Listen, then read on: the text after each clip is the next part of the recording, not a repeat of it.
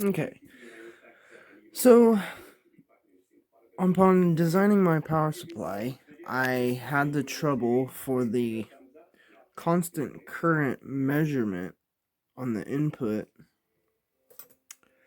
I was having trouble finding a proper op amp part that was through hole. Well, I had to pretty much go surface mount with this. Let's see if I can focus on this. And anyway, I had the idea to get these little SOIC 8 to dip little board adapters, but I still have to hand solder it, so we'll see how well that goes.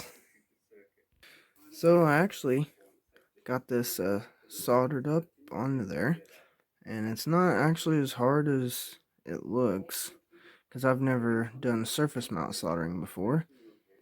And I did a little research on it, and everyone seemed to say that it's not really that hard, and turns out it's really not. But some things I definitely recommend is something like this, where it's got like a copper Brillo pad in there where you can clean the tip of your soldering iron off to make sure there's no excess solder.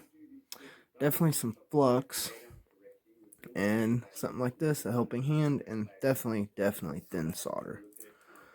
But yeah, and I just checked it with the multimeter, the continuity, and everything's making good connections, so that's gonna be awesome.